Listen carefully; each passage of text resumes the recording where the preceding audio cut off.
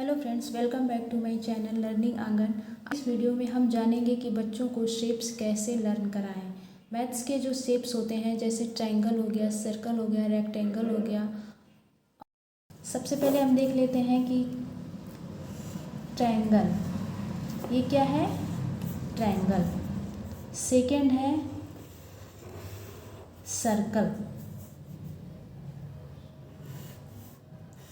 इसके बाद स्क्वायर। ये है रेक्टेंगल।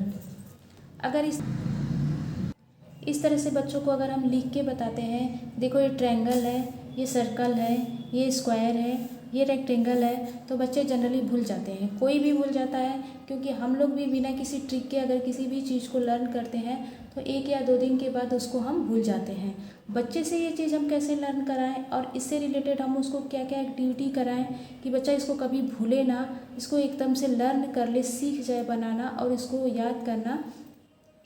आज हम यही देखेंगे। ट्रायंगल एक बना लें, फिर इसके बाद बच्चे से पूछें कि ट्रायंगल की तरह क्या क्या होता है। बच्चा सोचेगा और इसको जनरली जल्दी बच्चे सोचने लगते हैं, क्योंकि उनका लर्निंग पावर जो है वो बहुत ही स्ट्रांग होता है, वो बहुत ही तेज सोचते हैं।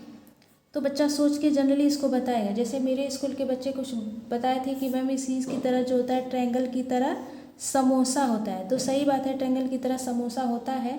और क्या क्या चीज़ें होती है ये भी मैं पूछी थी। तो बच्चे बताते हैं कि ट्रायंगल की तरह जो होता है वो हमारे बर्थडे की जो टोपी होती है वो भी होता है ट्रायंगल की तरह। अब जब हम बच्चे के सामने ये ट्रायंगल बना रहे हैं तो हम कोई ना कोई इसको ऑब्जेक्ट में कन्वर्ट करेंगे, कोई ना कोई ऑब्जेक्ट इसको हम बना देंगे। जैसे ये ट्रायंगल बना है तो क्या करेंगे कि इसको हम बर्थडे वाली टोपी बना देंगे।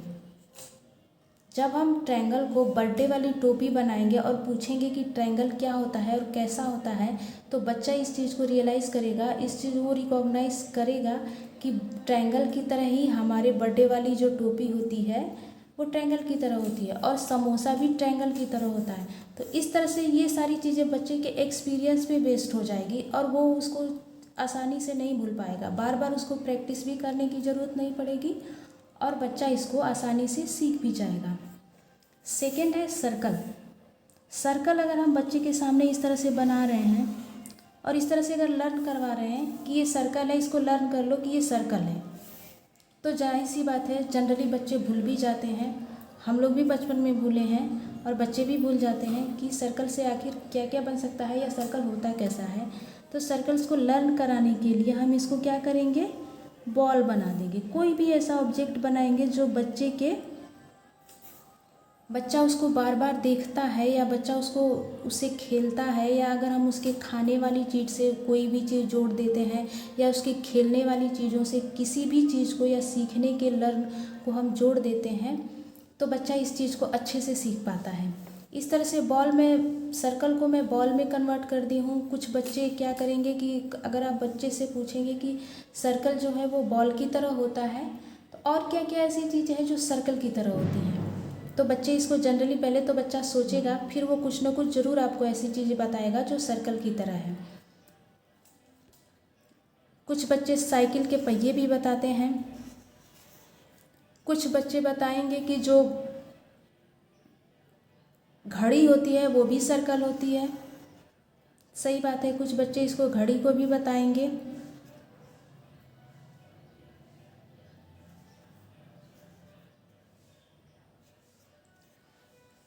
कुछ बच्चे घड़ी को भी बताते हैं, तो ये भी काफ़ी अच्छा आंसर होगा। इसके बाद आ जाता है स्क्वायर। बच्चे से जनरली अगर हम पूछें कि स्क्वायर क्या होता है और स्क्वायर की तरह क्या दिखता है, चारों जो इसकी रेखाएं होती हैं वो बराबर होती है तो वो स्क्वायर होता है। तो स्क्वायर से और क्या क्या बनता है, जैसे अगर हम कोई ऑब्जेक्ट बना दे रहे हैं बच्चे के सामने, ये कैरम बोर्ड है। इस तरह से अगर हम बच्चे के सामने जब स्क्वायर पढ़ा रहे हैं और कैरम बोर्ड बना के बता रहे हैं तो बच्चा ईजिली इसको समझ पाएगा कि स्क्वायर क्या होता है, कैसा दिखता है और वो बनता कैसा है। तो इस तरह से इससे रिलेटेड वो कुछ ना कुछ सर्च करेगा। जैसे मेरे स्कूल के बच्चे फिर से कोई घड़ी बताया था, सही बात है कि घड़ी जो होती है वो स्क्वायर की तरह भी होती है और सर्कल की तरह भी होती है, कुछ घड़ी की शेप्स होती है। तो इस तरह से बच्चे स्क्वायर को अच्छे से समझ पाएंगे। फिर इसके बाद है रेक्टेंगल।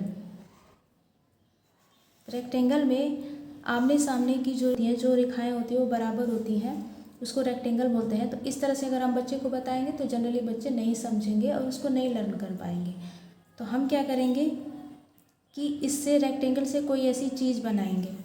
के लिए सीधा सीधा एक एग्जांपल ये भी हो जाता है कि जो ये A4 साइज़ का पेपर है, ये भी एक रेक्टेंगल की ही साइज़ का है, रेक्टेंगल का शेप बनाता है।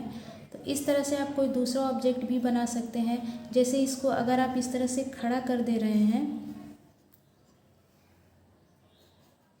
तो इसमें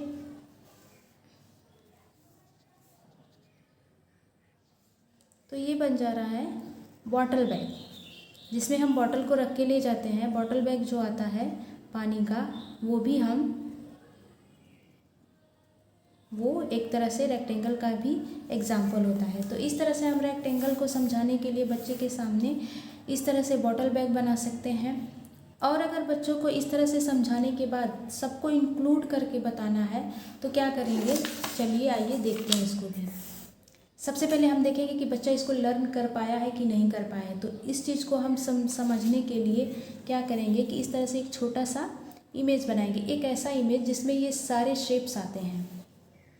सबसे पहले हम क्या बनाएंगे, सबसे पहले हम बनाएंगे रेक्टेंगल, इसके बाद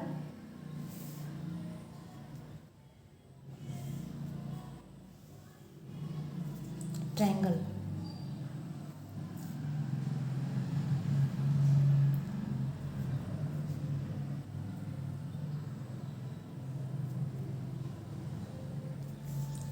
इस तरह की इमेज अगर हम बच्चे के सामने बना के दे रहे हैं और बच्चे से पूछेंगे कि सबसे पहले बताओ ये क्या है, तो अक्सर बच्चे बता देते हैं, क्योंकि उस तरह से जब शेप्स को बनाए हैं और शेप से रिलेटेड अगर वो ऑब्जेक्ट को बनाए हैं तो ईजिली उस चीज़ को वो लर्न कर लिए हैं। तो इसको अच्छे से बच्चा बता पाएगा कि ये ट्रायंगल है,